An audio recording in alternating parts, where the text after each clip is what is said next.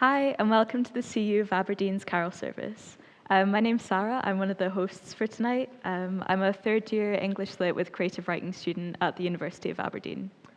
And I'm Connor, a second-year communication design student at RGU. And we're so excited to have you joining with us for our evening of Carol service. We're hoping that this evening will be a great way to kickstart your festive season. And this evening we'll spend most of our time singing some carols, a couple Bible readings, and a short talk reminding ourselves of the reason for the season. Ideally, we would have loved to have had this event in person and shared some mince pies with you all after, but for obvious reasons, we've been forced to stream it online. So whether you're joining from Aberdeen or from further afield, you're very welcome. So join in with the singing at home. To begin our evening, we'll head over to the band to lead us in O Come All You Faithful.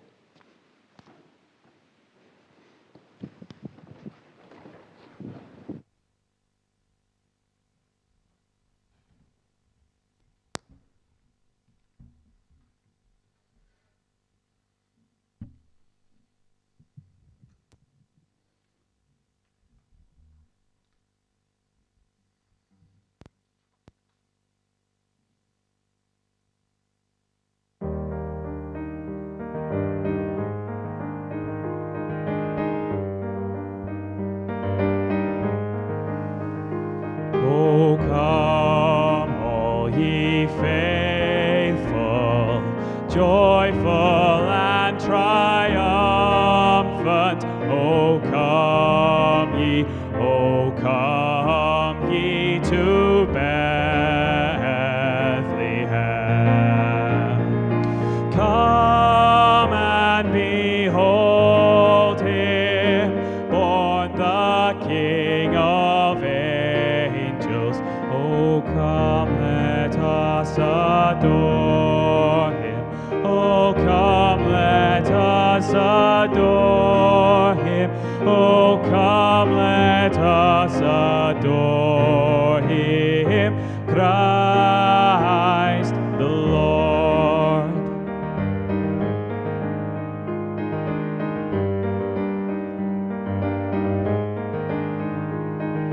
Sing, choirs of angels, sing in exaltation. Sing, all ye citizens of heaven above. Glory to God in the highest. Oh, come, let us adore him. Oh, come, let us adore him. Oh, come, let us adore him, Christ the Lord.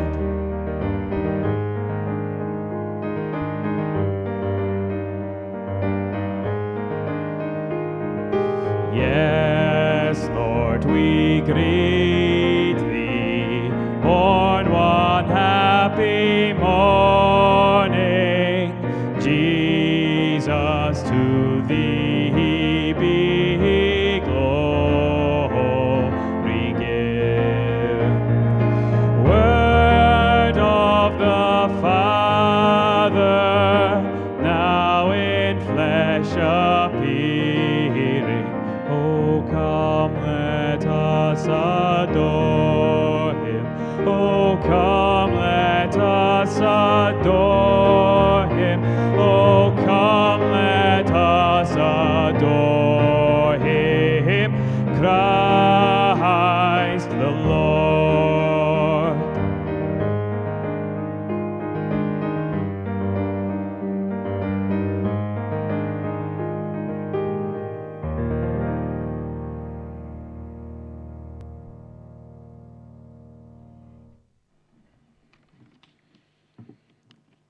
Good evening. Our first reading tonight will be from the book of Isaiah, which foretold of Jesus' birth and life about 700 years before he actually walked the earth. And tonight I'll be reading from chapter 9, verses 1 to 7. Nevertheless, there will be no more gloom for those who are in distress. In the past, he humbled the land of Zebulun and the land of Naphtali. But in the future, he will honor Galilee of the nations by the way of the sea beyond the Jordan. The people walking in darkness have seen a great light. On those living in the land of deep darkness, a light has dawned. You have enlarged the nation and increased their joy. They rejoice before you. As people rejoice at the harvest, as warriors rejoice when dividing the plunder. For as in the day of Midian's defeat, you have shattered the yoke that burdens them, the bar across their shoulders, the rod of their oppressor. Every warrior's boot uses in battle, and every garment rolled in blood will be destined for burning, will be a fuel for the fire. For to us a child is born, to us a son is given, and the government will be on his shoulders, and he will be called Wonderful Counselor, Mighty God, Everlasting Father, the Prince of Peace. Of the greatness of his government and peace there will be no end. He will reign on David's throne and over his kingdom, establishing and upholding it with justice and righteousness from that time on and forever. The zeal of the Lord Almighty will accomplish this. The band will now lead us in O Holy Night.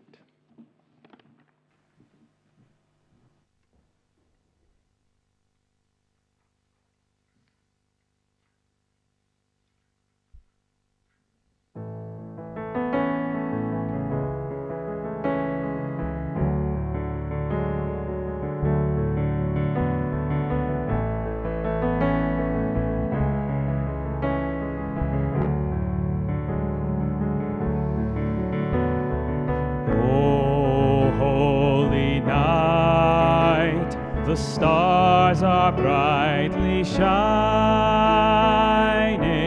It is the night of our dear Savior's birth. Long lay the world in sin and error pining, till he appeared and the soul felt its worth. A thrill of hope, the weary world rejoices, for yonder breaks a new and glorious morn.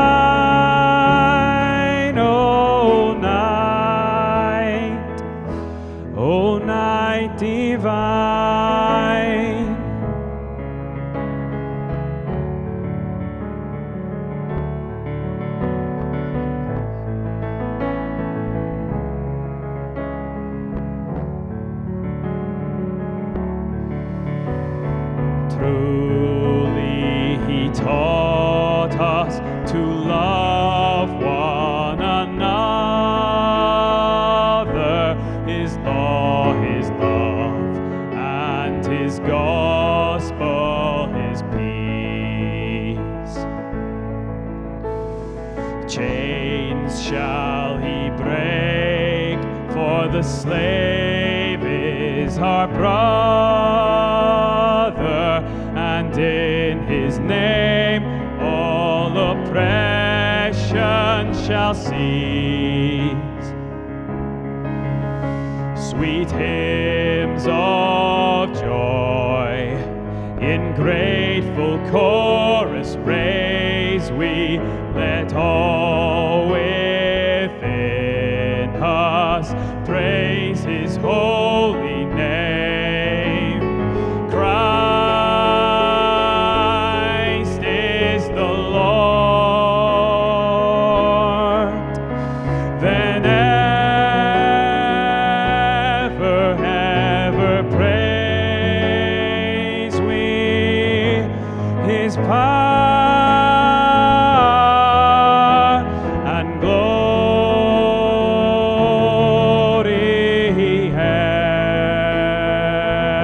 evermore proclaim. His power and glory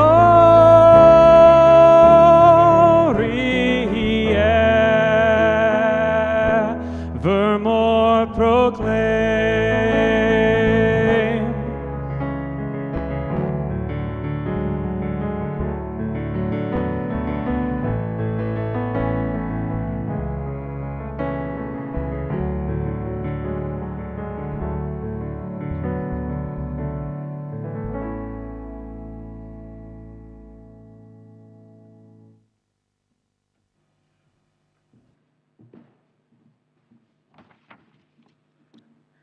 Our second reading of the evening is from the first chapter of the Gospel of John, an eyewitness account of the life of Jesus, and I'll be reading the first 18 verses.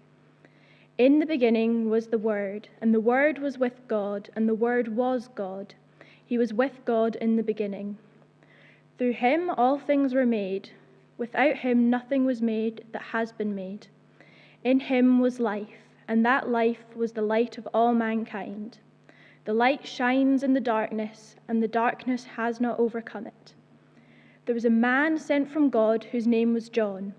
He came as a witness to testify concerning that light, so that through him all might believe. He himself was not the light, he came only as a witness to the light. The true light that gives light to everybody was coming into the world. He was in the world, and though the world was made through him, the world did not recognize him. He came to that which was his own, but his own did not receive him. Yet to all who did receive him, to those who believed in his name, he gave the right to become children of God. Children born not of natural descent, nor human decision, or a husband's will, but born of God. The Word became flesh and made his dwelling among us. We have seen his glory, and the glory of the one and only Son, who came from the Father, full of grace and truth. John testified concerning him. He cried out, saying, "This is the one I spoke about when I said, 'He who comes after me has surpassed me, because he was before me.' Out of his fullness we have all received grace, in place of grace already given. For the law was given through Moses, grace and truth came through Jesus Christ. No one has ever seen God, but the one and only Son, who is himself God, and is in the closest relationship with the Father, has made him known." The band are now going to lead us in O Come, Emmanuel.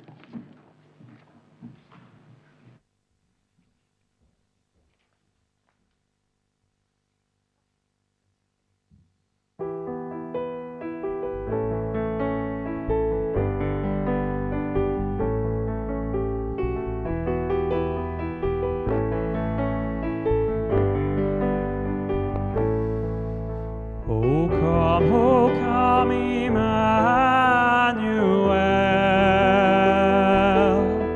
and ransom captive Israel, that mourns in lonely exile here, until the Son of God appear. Rejoice, rejoice, Emmanuel shall come to thee, O Israel.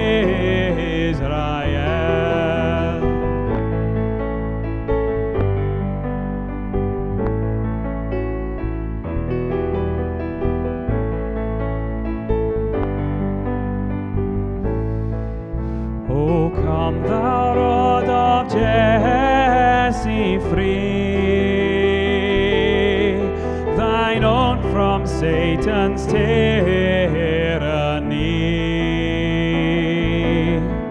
From depths of hell thy people save, and give them victory o'er the grave. Rejoice, rejoice, Emmanuel shall come to thee, O Israel.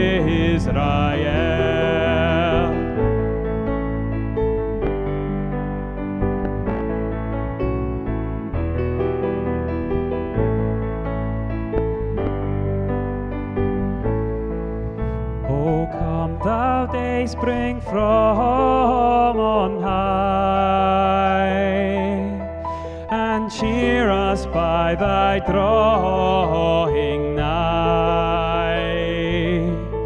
Disperse the gloomy clouds of night, and death's dark shadows put to flight.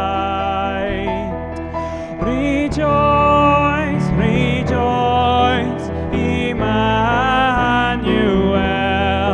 shall come to thee, O Israel.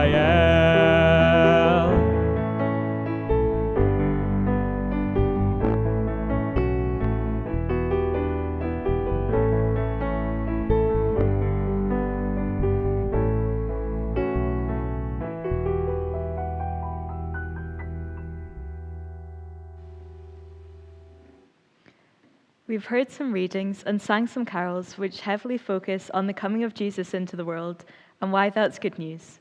And now we're going to pass over to Emma, who will help shine a light on one of the readings we've heard already. Hello everyone, my name is Emma. I'm from Inverness originally. I live and work now with students in Edinburgh, and it's really good to be with you virtually tonight. Thank you so much for tuning in. Can I say, as we start, a huge congratulations for making it this far through 2020. What a year it's been. As we've watched the news and looked out in the world, I don't think we could have imagined how bad and sad and disappointing a year it's been. And personally, I think many of us have felt wearied and battered by 2020 as a whole. I think at best we've been fine, but at worst, many of us will have felt hopeless and helpless at different points throughout the year. I think if I were to try and sum up 2020 as a whole, I would quite fairly call it a year where we felt the darkness of the world that we live in. The darkness out there of injustice, political tension, disease is no new thing. But this year it's felt like the volume has been turned up on it. It's consumed us in new, more personal and pervasive ways, month after month. And the darkness in here that is so often suppressed by distractions or covered by the busyness of life, by keeping up friendships, studying, working, all that life usually is, well, we've had to face up to that darkness much more than ever before, as those distractions and other things in life have been stripped away. This year, we've had to face into the darkness, stare at it, feel it in lots of ways that we've never really done before. And as we sit on the brink of Christmas and a new year, there is a sense of maybe a turning point, some light at the end of the deep, dark tunnel that has been 2020. Are our hopes about to become a reality? Is there light about to pierce through our darkness? 2021 certainly seems to promise some changes to life now. 2020 has been synonymous with disappointment and hurt and hardship, and we're definitely ready to leave that behind us. A new year often feels like that clean break with the past. Surely this next year will be something different. I think realistically, we all know that we don't live in a fairy tale world. We know that when the clock strikes midnight on December the 31st, that the plague isn't automatically going to be gone, that the world's not automatically going to go back to living in peace, and we're all going to live happily ever after. No, the darkness is much more pervasive than that. And the news of a vaccine certainly feels like a massive ray of light, something solid for us to hope in. It will be so wonderful to be back to some sense of normality again. And yet, even as the news has broken this week of a vaccine being approved for use, the news is sort of packaged in a way that is meant to lower our expectations. It seems like it's going to be a while until things are back to normal. And even the Deputy Chief Medical Officer doesn't think it will ever get rid of coronavirus in the world. A vaccine won't solve our fight against life-threatening disease. It won't solve our fight against death. I'm sure in a few years we'll forget what this was all like. We won't be hearing about coronavirus all the time. But people will still get incurably ill, and people will still die. The darkness continues. Maybe then Christmas can bring some hope. There are loads of ways that Christmas gives us some distractions from the darkness. Family, presents, food, cinnamony smelling things. There are so many good wrappings around Christmas that give us a little bit of escape from the problems and pains that we feel in life. But I think Christmas gives us a far better, far more substantial hope than just these things. In the last few minutes, I've been trying to force us to make eye contact with the darkness. Not because I want to be a bit of an Eeyore, but because if we're to find real, lasting hope, we need to face the reality of our situation. Any real solution can't just be a flimsy distraction. It's got to hold firm in the deepest of darknesses that we experience. At Christmas, we celebrate the birth of Jesus. I'm sure lots of you are familiar with the story. But this is much more than the birth of an average baby boy, or even the average birth of a renowned historical figure. We've just heard a carol that expressed the impact of the birth of Jesus like this: a thrill of hope, the weary world rejoices, for yonder breaks a new and glorious morn. From the weariness, from the darkness, pierces a thrilling new glorious hope of a baby born in a stable. What's going on there? Well, let's look together at what we read just a few minutes ago.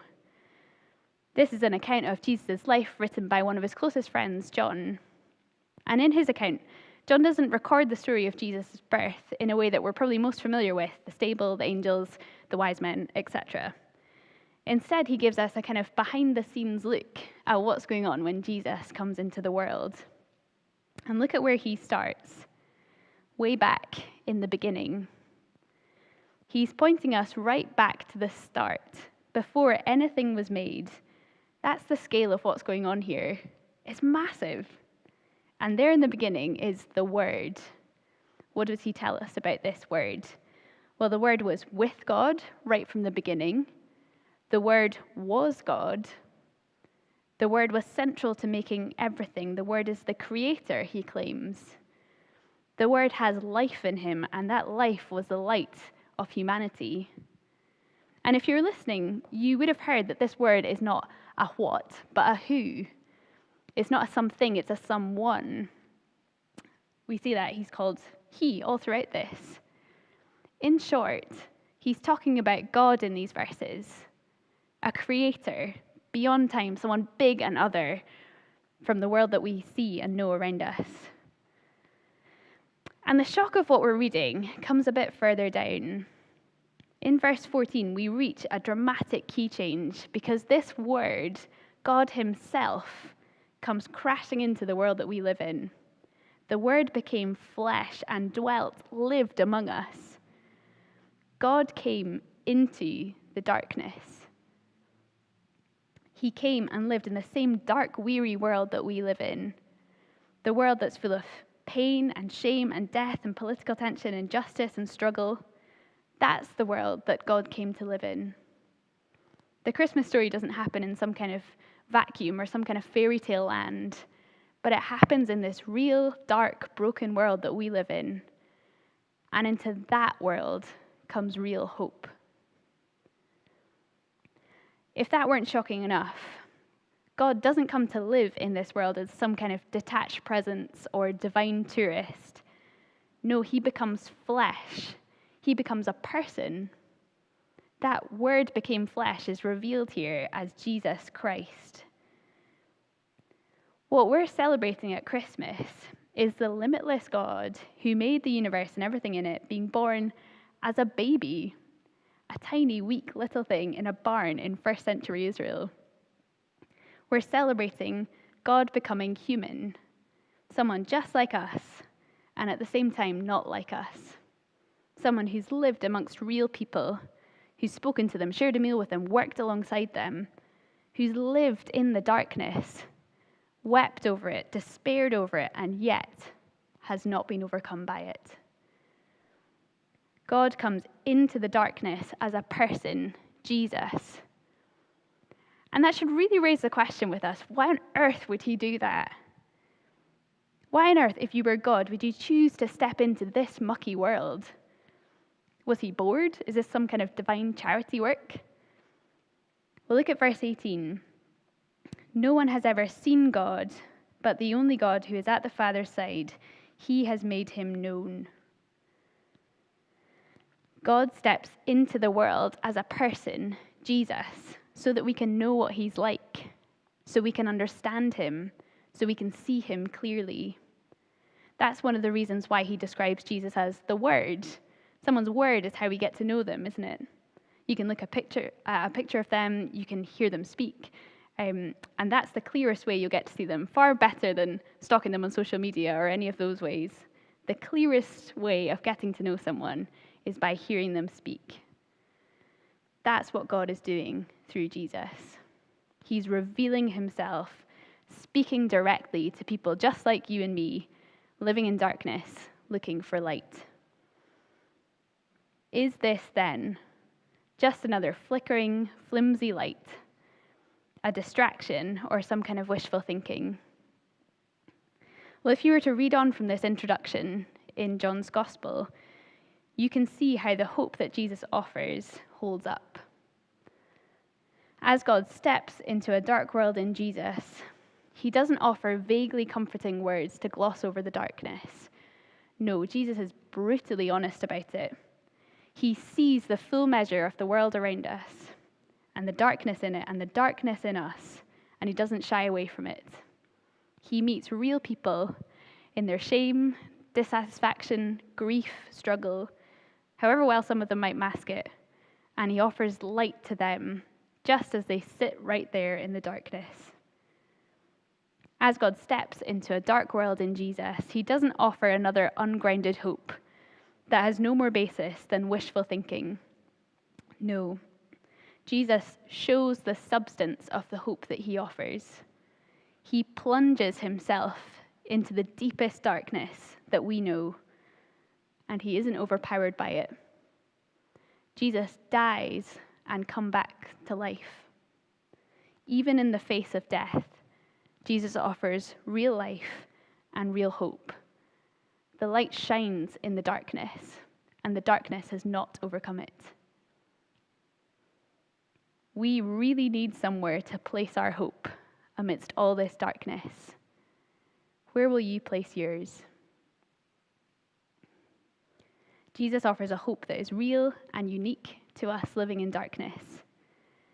Can I encourage you to consider how substantial the hope that Jesus offers is? I've said some quite bold things tonight, and the ball is now in your court to work out whether these things are true and worth believing. Why not look at the evidence for Jesus for yourself? Why not read an account of his life for yourself? Why not chat to a Christian friend and talk about what difference Jesus makes to their life? We're going to sing our last carol now, which is a wonderful song that expresses how amazing it is that God has stepped into this dark world as Jesus. I hope you'll enjoy reflecting on that now. Let's sing that together.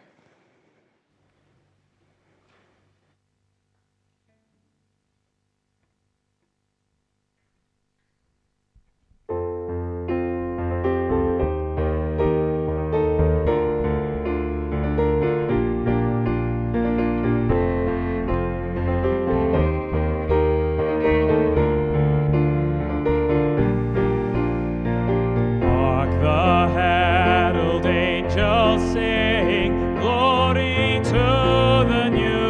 newborn King. Peace on earth and mercy mild, God and sinners reconciled. Joyful all ye nations rise, join the triumph of the skies. With the angelic host proclaim, Christ is born in Bethlehem. Hark the herald angels sing, glory to the newborn King.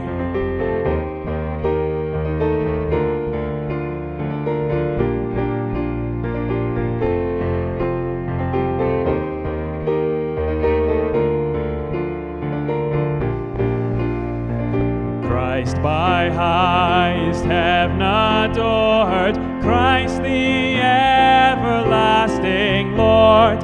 Late in time, behold him come, offspring of a virgin's womb. Veiled in flesh, the Godhead see, hail the incarnate deity. Pleased as man with man to dwell, Jesus our Emmanuel. Hark the herald angels sing, glory to the newborn King.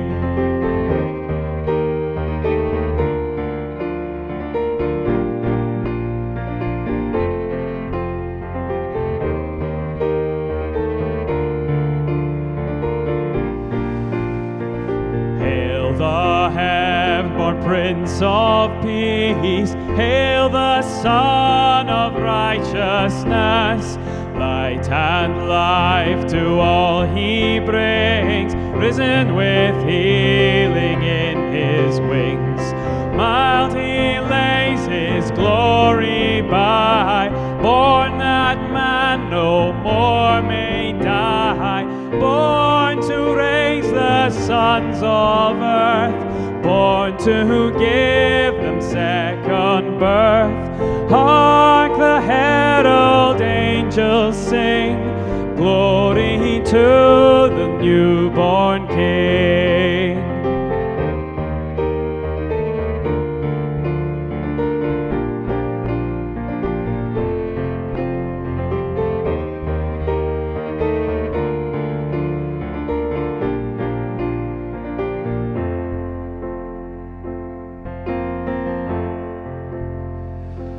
Oh, come, let us adore him.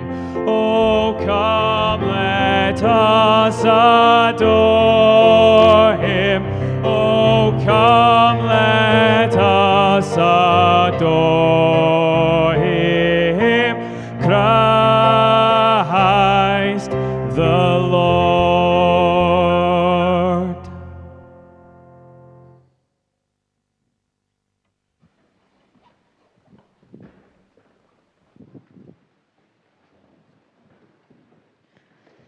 Thank you for that talk, Emma.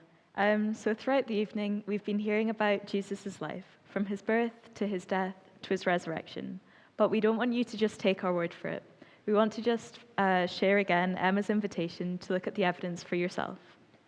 Both Sarah and I have had our lives changed by the hope that Jesus offers, along with every member of the CU. So we'd love it if you could fill out the form below in the description if you're at all interested to find out more about the life of Jesus through these accounts, and to look into this hope for yourself. And we can send you a copy for free, and if you'd like to talk about it with a member of the CU, then we'd be more than happy to do that. And keep a lookout for our social media pages where we'll keep you updated for future events, such as a gingerbread decorating event for international students at RGU on Friday the 18th of December. So just like that, we've come to the end of our evening, but we really hope you've enjoyed it and that you're feeling a bit more in the Christmas spirit. We want to thank Emma again for her wonderful talk, and thank you to Josh and Annabelle for the readings. Thank you to the COVID officers this evening for keeping us right. Thank you to the tech team, and a massive thank you to the band.